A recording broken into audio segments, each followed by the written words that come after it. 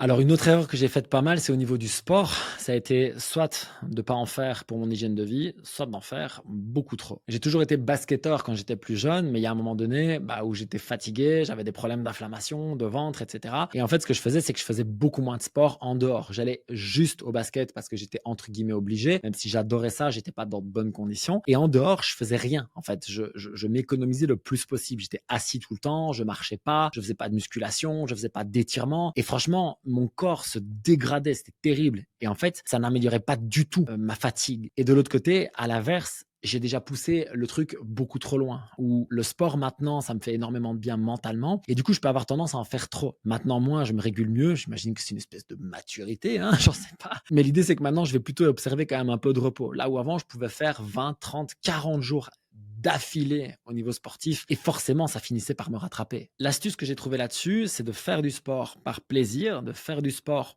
pour être mieux dans ma vie, physiquement, dans ma tête, etc. Mais aussi de me forcer à avoir des jours soit très relax, soit de repos complet. Quand je dis très relax, ça veut dire que je peux aller me balader, je peux aller me mettre sur un vélo et simplement pédaler en regardant une petite série, enfin vraiment le côté débranché mentalement, ou alors simplement un jour de repos complet. Et ça me permet vraiment d'avoir un bon reset et du coup d'encore plus profiter des jours où je vais m'entraîner. Là-dessus, chacun a son équilibre, mais la sédentarité est une des pires choses que l'on puisse faire pour notre énergie. Et donc, faire comme je fais maintenant, à savoir travailler debout, c'est quand même beaucoup mieux qu'assis. On n'a pas toujours l'occasion, mais si on peut le faire, c'est très cool. Il y a aussi des gens qui mettent un tapis en dessous de leur bureau et qui marchent. On peut sortir, faire des appels téléphoniques en marchant plutôt qu'en étant assis. Et puis, on peut faire des tâches du quotidien, bien entendu, et aller marcher et aller nager et faire des choses qui nous font plaisir.